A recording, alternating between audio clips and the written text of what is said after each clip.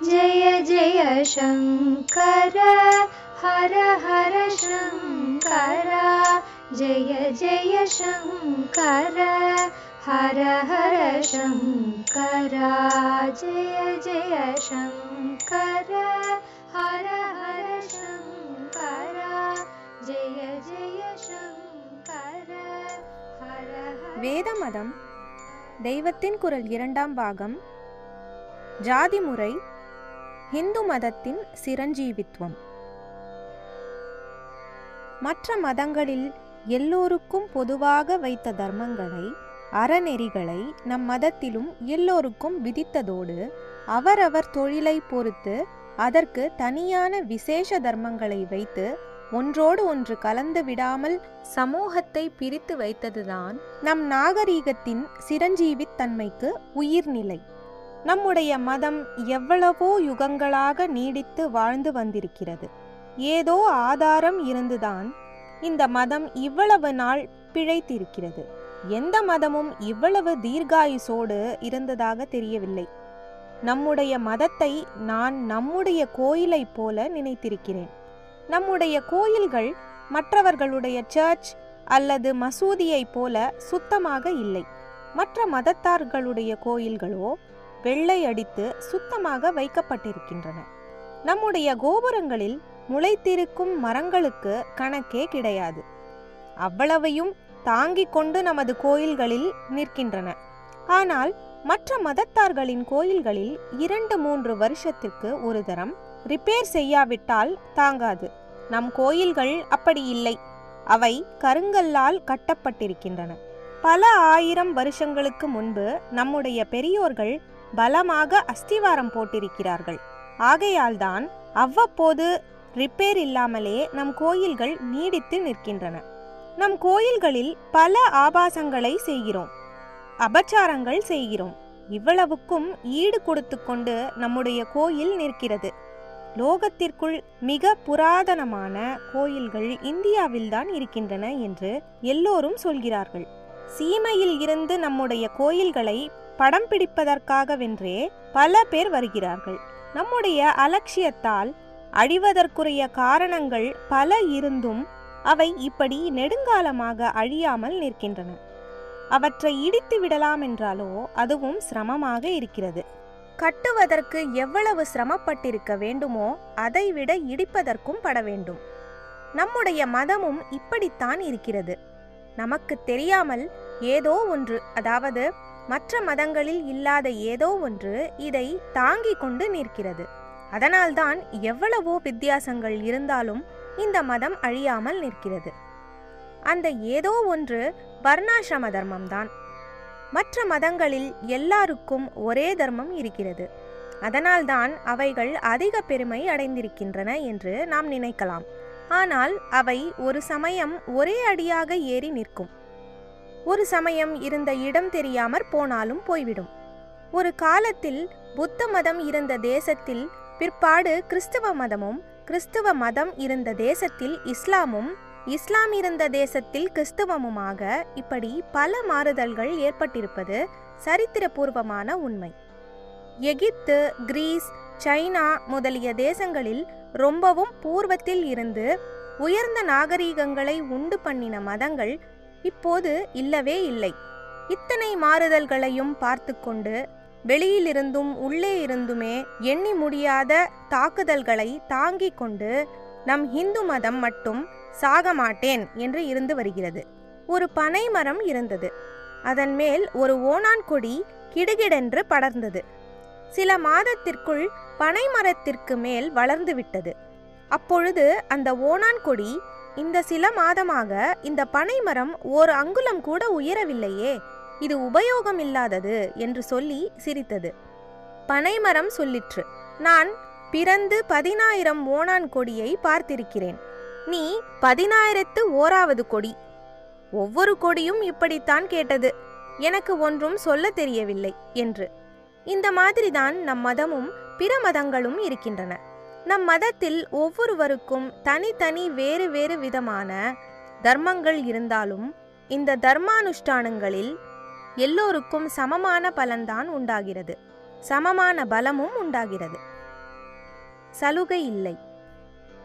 தர்ம சாஸ்திரங்களை பிராமணர்களின் ஸ்வய நலத்துக்காகவே எழுதி வைத்து கொண்டார்கள் என்று சொல்வது எவ்வளவு தப்பு என்பது அந்த ஜாதிக்கே மிக கடுமையான நியமமும் ரொம்ப எளிமையான வாழ்க்கையும் விதிக்கப்பட்டிருப்பதிலிருந்து தெளிவாவது மட்டுமில்லை.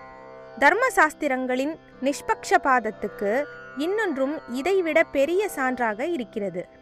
சகல கலைகளையும் வித்யைகளையும் பிராமணன் கற்றாலும் பிறருக்குத்தான் அவற்றை போதிக்கலாமே தவிர வைதிகானுஷ்டானங்களைப் போல கஷ்டமாயில்லாததும் அதிக பண லாபம் தருவதுமான அந்த கலைகளில் ஏதோ ஒன்றையும் தானே தொழிலாக நடத்தக்கூடாது என்று கட்டி போட்டிருப்பதை தான் சொல்கிறேன்.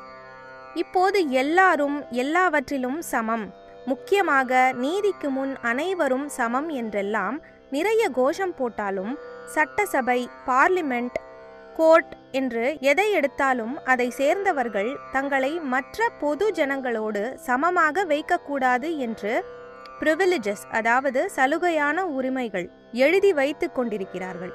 தங்களை யாராவது ஏதாவது கண்டனமாக சொன்னால் கண்டெம்ப்ட் சார்ஜ், அவமதிப்பு குற்றம் என்று கொண்டு வந்து விடுகிறார்கள்.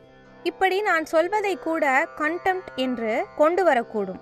இதே மாதிரி தங்களுக்கு அலவன்ஸ் வேண்டும், ரயில் பாஸ் வேண்டும் என்றெல்லாம் மற்றவர்களுக்கு இல்லாத சலுகைகளை தான் ஜனநாயக அபேதவாதிகளும் ஏற்படுத்தி கொள்கிறார்கள். இதற்கெல்லாம் மாறாக தங்களையே வருத்தி கொண்டு கட்டுப்பாடுகளை வைத்து கொண்டவர்கள்தான் தர்மசாஸ்திரங்களை ரட்சித்த ஜாதிக்காரர்கள். வேறொருத்தனால் இவர்களுக்கு அனாச்சாரம் வந்தால் கூட அவனுக்கு தண்டனை இல்லை.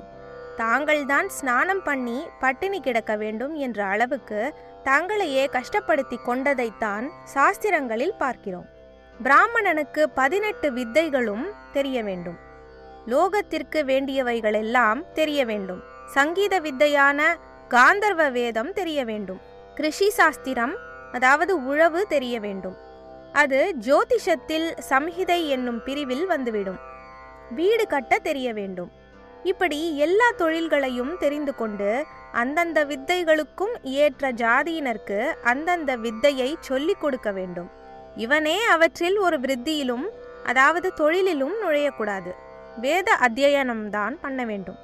வேறே தொழில் நடத்தி அதிக லாபம் சம்பாதிக்க கூடாது. தனுர்வேதம் விஸ்வாமித்ரருக்கு தெரியும். விஸ்வாமித்ரர் யாகம் பண்ணினார். அதை சுபாஹு, மாரீச்சன் என்னும் ராட்சசர்கள் வந்து கெடுக்க ஆரம்பித்தார்கள்.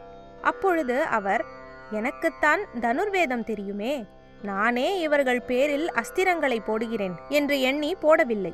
ராமலக்ஷ்மணர்களை கூட்டிக் கொண்டு வந்தே அந்த ராட்சசர்களை தொலைக்கச் சொன்னார். வழியிலே இவரேதான் அவர்களுக்கு அஸ்திர சஸ்திர வித்தை உபதேசித்தார். ஆகையால் பிராமணன் வேத அத்தியனத்தை மாத்திரம் ஜாக்கிரதையாக ரட்சித்து வர வேண்டும். ஆனால் மற்ற எல்லாவற்றையும் அவன் தெரிந்து கொள்ள வேண்டும். கத்தி சுற்ற தெரியுமா என்றால் தெரியும் என்று சொல்ல வேண்டும்.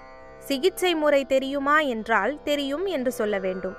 சித்திரம் எழுதுவாயா என்றால் எழுதுவேன் என்று சொல்ல வேண்டும். வர்ணாசிரம தர்மத்துக்கு தக்கபடி அந்தந்த தொழிலாளியை சிஷ்யனாக்கி கொண்டு அந்தந்த வித்தையை சொல்லிக் கொடுத்து அவன் தரும் குரு தட்சிணையை கொண்டு ஜீவிக்க வேண்டும். குரு தட்சிணை கொஞ்சமாக இருந்தாலும் திருப்தி அடைய வேண்டும்.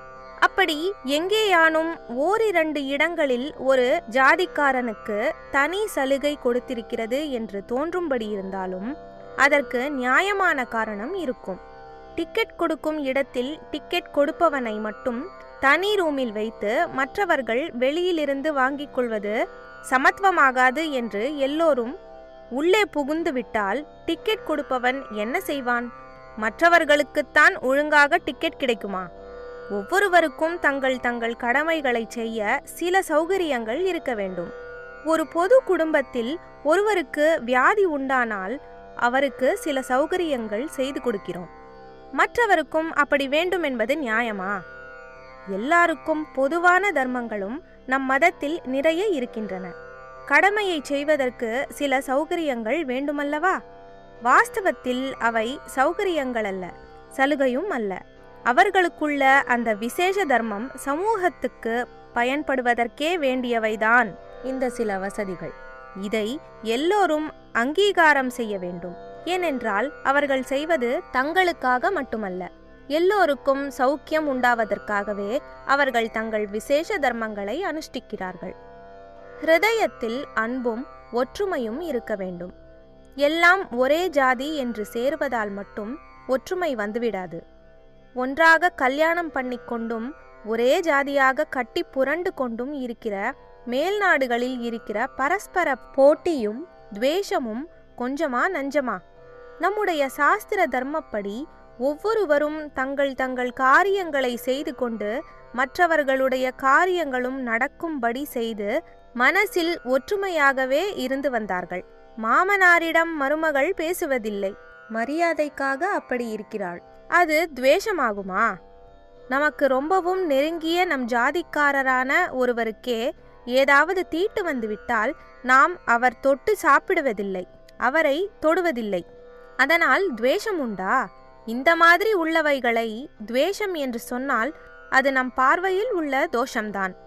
நமக்குள்ள மனக்கலக்கத்தினால் நம்முடைய தர்மங்கள் தப்பாக தோன்றுகின்றன. ஜெய ஜெய சங்கர, ஹரஹர சங்கர, மகாபெரியவா சரணம்.